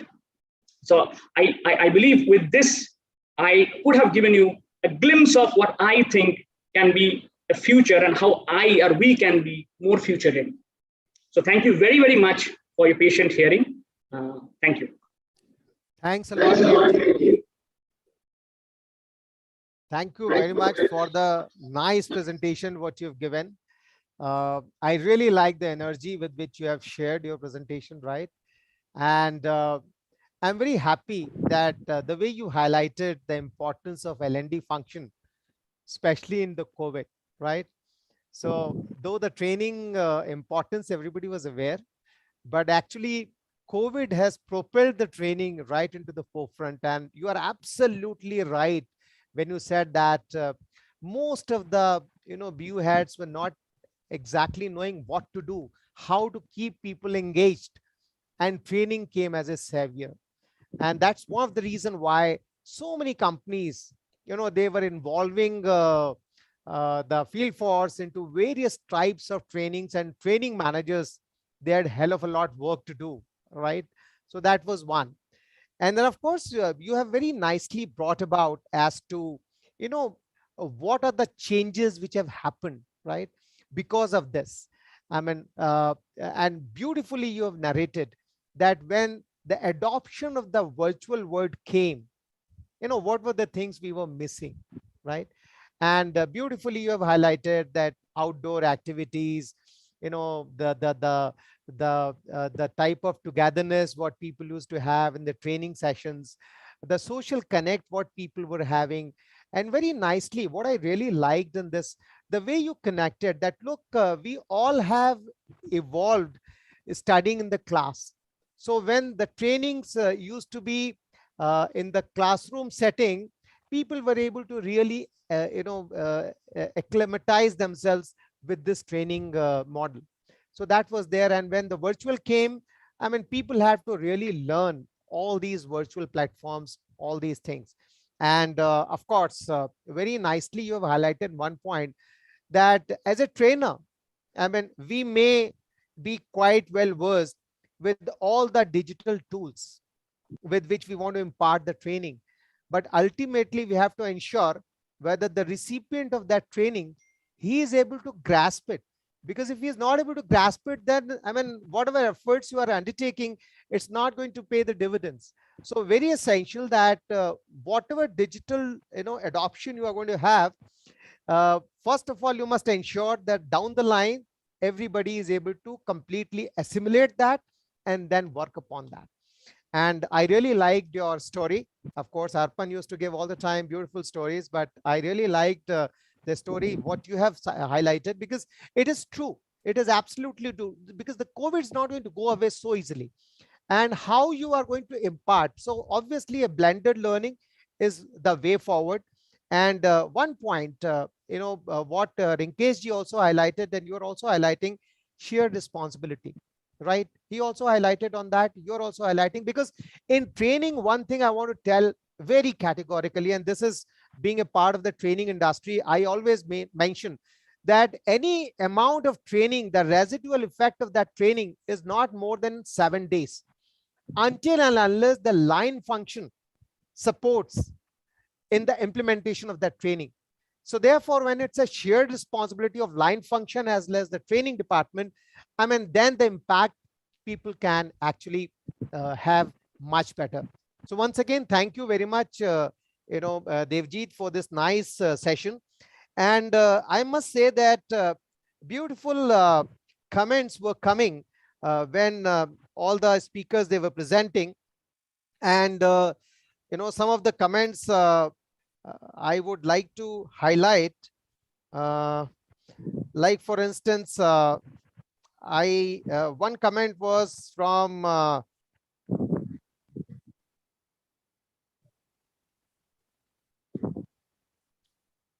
Verma ji, where he had highlighted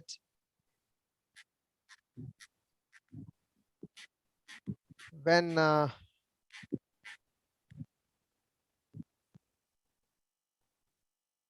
Rinkesh ji was presenting that digital transformation is very, very essential, and this is the need of the hour.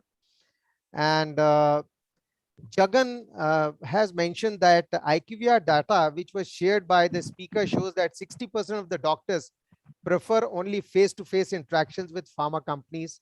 Of course, we will check with Rinkesh about that. Ratan said, true, COVID has made the organization to look up for training department in these challenging times. Ratan also mentions that my experience needs changed. They don't want any material items, including samples. Ratan also mentions very nice presentation, Mr. Devjit. And he says that you have once again proven through your presentation, virtual tools could give same impact as physical training programs. So these are some of the comments which came in the Facebook. Now, what we are going to do is there are a few other questions also which some of the people they had shared with us, and I would like to ask first of all Rinkesh ji about this. That you have talked about the digital transformation, all these things. Now, one of the challenges that whenever you want to implement any digital transformation, how you're going to convince the leadership, because leadership alignment is very essential if you want to make any large scale, initiatives which you want to implement. So maybe just learn from you as to how you want to convince your managing directors or such people, because their involvement, their alignment is very essential. So it's a very interesting question. There is idea and there is realization of this idea. Okay, and the journey between the two is long. It's not really a short journey when we talk about transformative stuff in itself, right? I think there are two points. If we kind of narrate that well to the leadership, things kind of come to a stronger realization, right? And I'm talking more not from a individual perspective. When an individual goes and presents to a leadership, obviously leadership is having at the back of mind that is the individual resilient enough? Can he drive the change and all of that? So as an individual, I am assuming all those tick marks are there. But in an idea itself, will the leadership get convinced or not? So there are two parts to it, right? One is the fact that how strong is the problem statement? Okay, the stronger the problem statement, if the problem is big enough to solve and relevant enough to solve, uh, ideas are something which will evolve with time, and there is a starting point which you have to kind of narrate. That's it. That's about it. So look at a problem statement which is typically tough to find, and if the problem statement is big enough and relevant enough to solve, give them a starting point. That's it. That's all about it. So one, look at the problem statement with the easy to start off starting point. Second is show them a path to least resistance, right? Show them that path. Anything which will bring results, bring benefits to the organization. When you talk about transformation, take some time. So in that time, show them certain milestones and path to least resistance to achieve those milestones, right? I mean, just let's say, how should I narrate this? So let's say talk about Tesla, right? You are not going to change the entire electric car ecosystem on day one, but okay, you will say that okay, I can create a good looking performance and speed wise a good electric car. That's the first step to solve for. Second step you will solve for saying that okay, I can also generate electric batteries. Okay, and the third step to solve for is to say that okay, I can create a whole network of charging stations across the country, right? So try and solve those problems in a phase-wise manner and show the path to least resistance to achieve those milestones. And I think those are the things which will drive leadership towards kind of making a useful decision. Thank you, Rinkesh. And this brings another question that, we talk a lot about personalized engagement, but I mean, how you're going to get that much quantum and quality of content? Because that is limited. I mean, how you can collate all these things so that it's really personalized?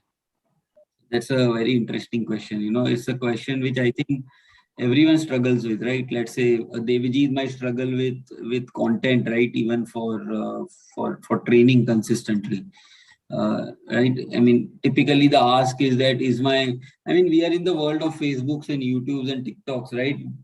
Leadership has a expectation saying that is my doctor engaging with me every day, right? And every day means everyday content. And see, it is very simple, frankly. Great content comes once in a while. Okay, you don't see a Lagan getting manufactured, produced everyday basis. You don't see Milkha Singh getting produced everyday basis, right? So great movies in a year comes 3 times, 5 times, 7 times, 10 times at max, right? But there is regular content which is being generated on a daily basis, which is of enough value. And for any, just like in entertainment, there is a daily entertainment and there is a one-time hero entertainment. Just like in the world of medicine, there is daily content and there is one-time hero pieces which are getting generated, right? So my view on this is that figure out a way to not spend too much time and energy to get those daily content out and delivered to your doctors, right? I mean, today automation is so huge.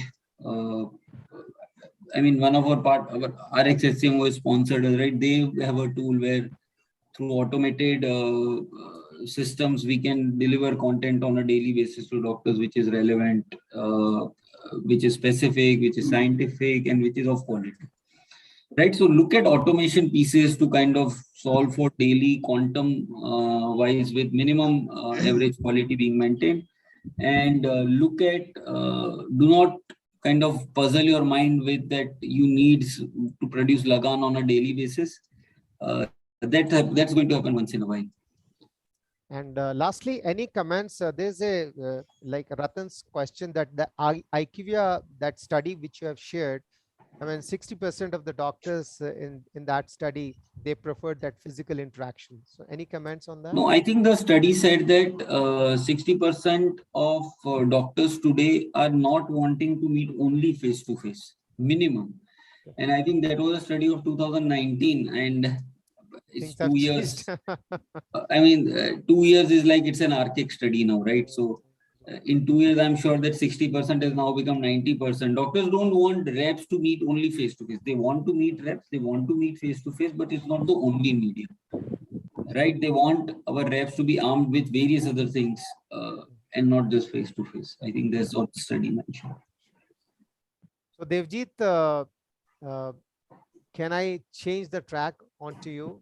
Then I'll come to, and then I'll request Arpan also to take few of the questions. Yeah, we are running short of time, so we need to wrap it up So, real fast. yeah, no issues. So, Devjit, how do you think as a trainer or as a facilitator, I mean, we need to prepare in this new normal. We need to prepare in this new normal. As a trainer or as a facilitator, how we can prepare in this new normal? Yeah, actually, that's something of immense importance. I mean, that's what it is. I mean, when we are talking about, and not only as a trainer and facilitator, also as leaders. Now with the advent of these the virtual media, the virtual platforms, I still remember some of my leaders approaching me saying they did come and tell us or train us on how to do or set up a Teams meeting, how I can invite, how I can set all those things. So that's very important. I mean, with the advent of the new technologies, are we upskilling ourselves? Are we updating ourselves on the skills? So I was a great speaker in the physical world, an impactful speaker. But now when the environment has changed, am I also a capable speaker in the virtual platform? So how are my virtual facilitation skills? What are the requirements of all this? So these are certain things which I believe as a speaker, I mean, be it a trainer, marketeer, leader, whoever it is, we need to upskill ourselves on those tracks. And pharma companies for that matter can come out not only for the internal customers, I believe it can be done for the external customers as well.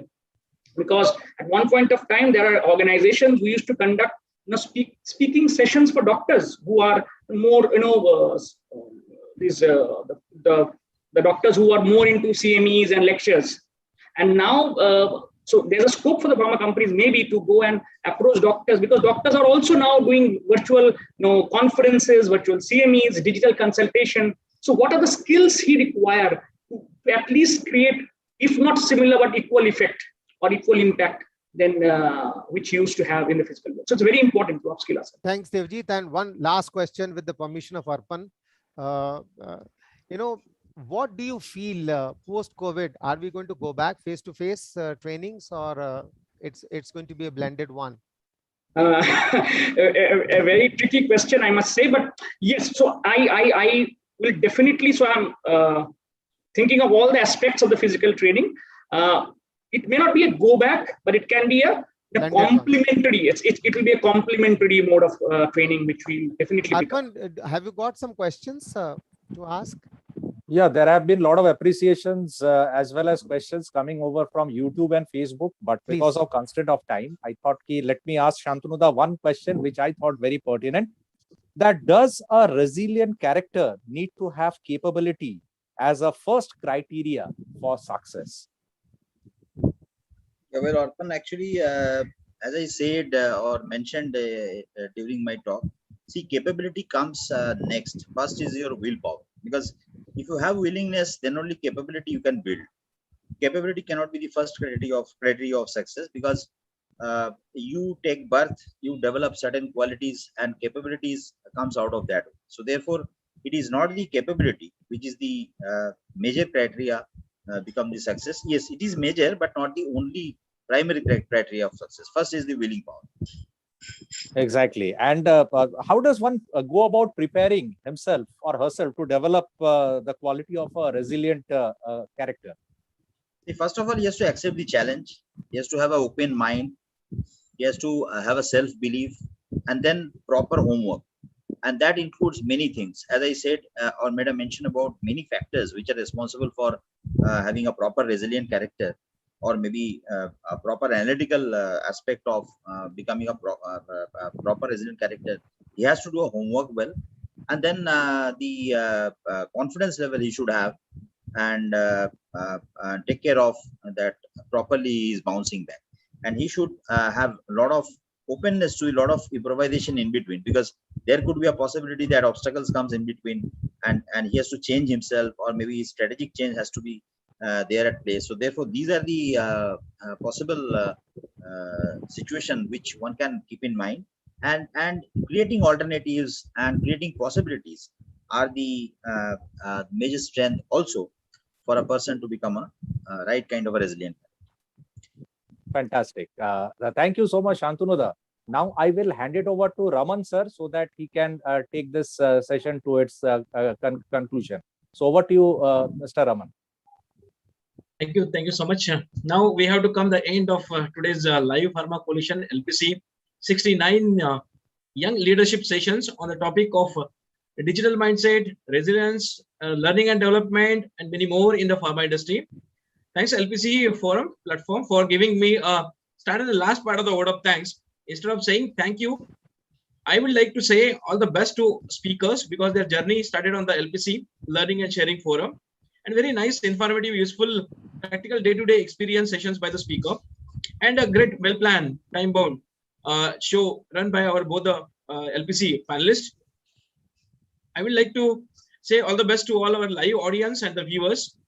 Facebook page, audience and viewers, keep liking and following the LPC Facebook page, and YouTube audience, viewers, please do subscribe the LPC YouTube channel. Last, but the LPC Mentor Program registered number, kindly text onto a 9769681520 for the LPC registered information.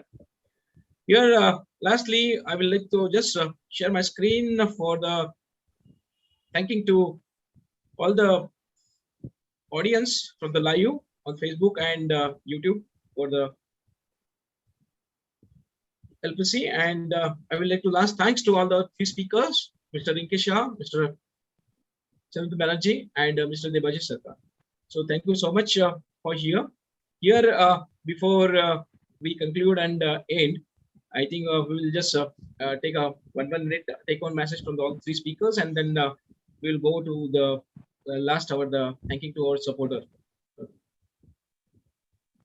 Yeah, so I will just request all the speakers. So one by one, you can just say what like the two take-home message or one single take-home message from your side to our live audience. Thanks, Raman. Let me start with that. So thanks for this beautiful kind of Sunday morning session from LPC.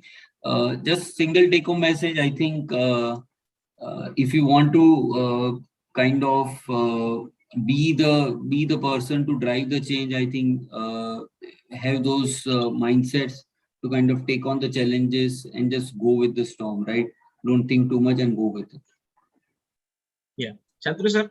Yeah, I think thanks. I think the major factor is the strong mindset, self-belief, and the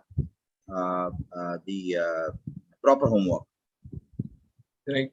So we'll go to the third speaker. Yeah, thank you so much once again. It's a really pleasure, and for being here on such an auspicious day. The one message which I definitely want to say is now, instead of one, we have two very powerful complementary platforms for learning and development, the physical and the digital. It's on to us, each one of us, on whichever side of the table we are, to upskill and update ourselves so that we can use both this to the optimum. Thank you. Thank you so much. Thanks to all. Before like the week close, I will just request Arpan to have just the sponsor slides for the 2 minutes. Yeah, thank you so much, Ramanji. Once again, a big thank you to Mr. Kuldeep Solanki for giving us this support for today's session. So RX HCM Solution is digital and medico marketing solution provider, presently working with 10+ pharma companies across India. They have the expertise of building unique solutions to engage the HCPs and patients, like artificial intelligence enabled HCP engagements, chatbots for real-time stakeholder engagement. They also have in-house subject expert team and proficient medical content team. The flagship product, that is Crux, is AI content aggregator, which covers 20 specialties and has engaged more than 50K doctors with feedback on 4+ out of 5. It is being leveraged by 5 pharma companies as of now.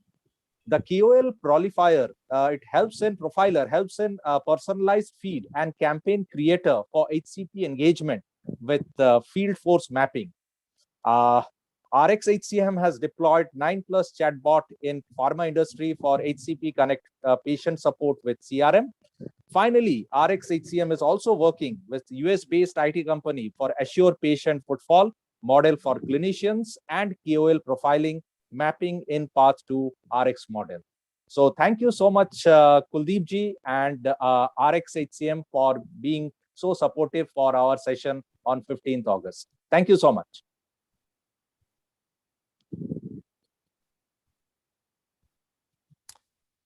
Ramanji. Thank you. Yeah. Thanks to all.